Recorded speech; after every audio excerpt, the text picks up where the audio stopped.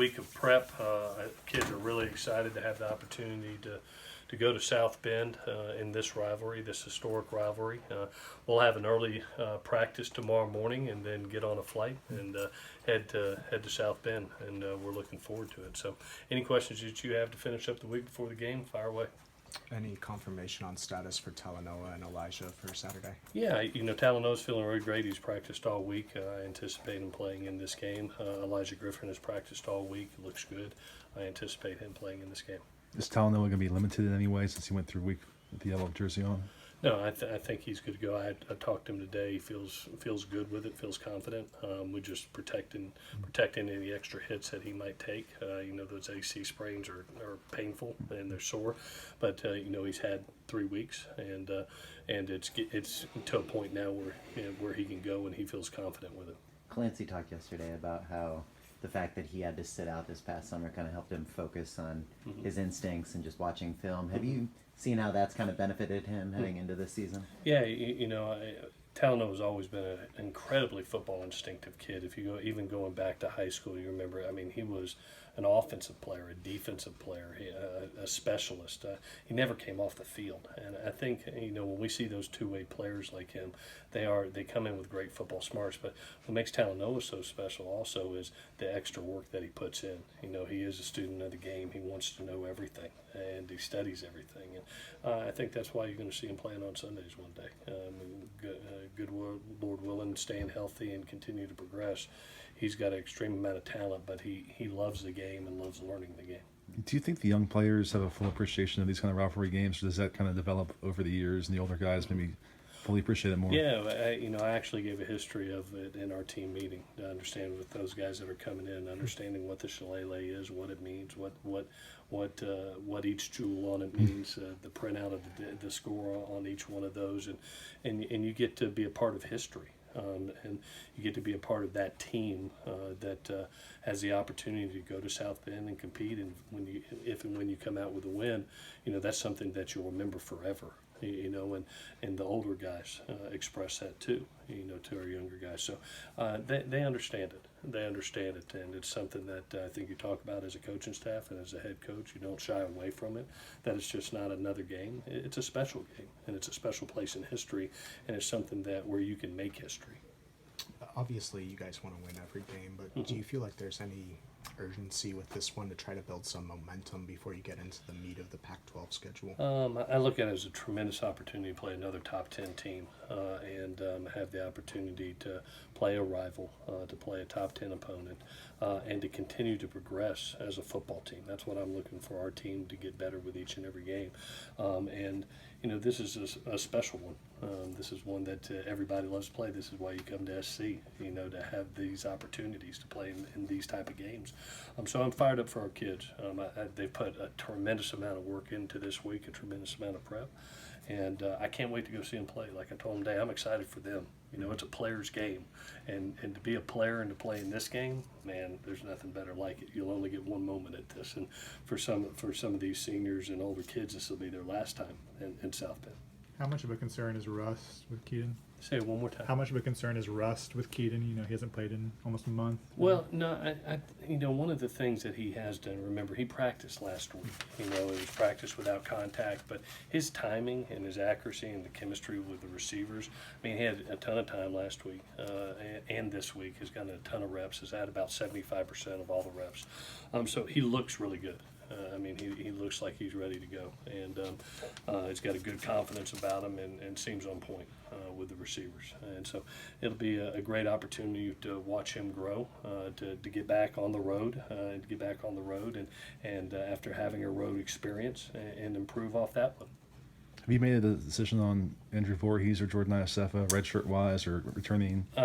Yeah, so Andrew is actually going to have surgery. It's going to be season-ending surgery. We've went ahead and made that determination this week just based on foot not getting better. He has a redshirt year available, and it's about a 3-month rehab. So we don't want to put him in harm's way. It hasn't improved, so we're going to go ahead and make the investment and do that. Jordan is getting close. He's getting close. I don't foresee him playing, just being honest. He's going to travel with us, but I don't foresee him playing in this game. I think he's a week or two away, but it is getting better with each week. Would you bring him back for the final few games, or would you think about redshirting him too? He has the opportunity to play in 4 games, and that'll be a decision that he and I will sit down. We have talked about it already, just not knowing how this. It's a little bit more significant need than the other one that he had, but he does have a redshirt year available, and he still has 4 games left to play. And like I told him, I said there's no sense of urgency right now if it's not ready. The availability to play in 4 games in November and help your football team down a stretch run to win a Pac-12 championship is an important thing too. So we always take the kid's health first, and when he's ready, then we'll sit down and make those decisions. Would it ever be sensible to play 6 games when you could play 4 in redshirt? Would you get to that point where you'd say, Well, I think this doesn't make a lot of sense? No, I think it's one of the things, Dan, that he and I have talked about, just seeing the future is in given the trust that we have in both John and Raylan. We want Jordan to have a great last year. And if it's going to be one of those years where you just get limited play, I don't want that for him. He doesn't want it for himself. But our plan right now is to get the knee healthy, to have the availability to play 4 games, see where it lies there. Obviously, we're not going to burn a kid's year when he's got the opportunity to be able to come back and help us next year. He played as a true freshman. Every one of the kids we talk to and coaches says about Notre Dame how physical they are.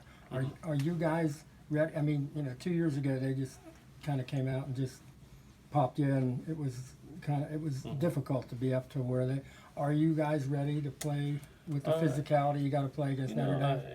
1 year ago I saw us offensively put up 450 yards, and really the difference in the game was 2 turnovers to 1 turnover in a 24-17 ball game. And felt like we protected the quarterback. JT had a great game in that one, and I like the progress we're making offensively. To rush for over 200 yards and versus a good Washington team, to see these guys how the offensive line continues to improve, continues to protect the quarterback, giving up limited sack. I like where we're going. I like the direction that we're headed to there. Obviously, you're playing a top 10 team, and this is a physical football team, and we look forward to matching that physicality and seeing it on Saturday. With Andrew, what was the foot injury, and what's the value of having an older offensive lineman having that extra year now in the future? He's got a little bit of cartilage that needs to be cleaned up in the foot, and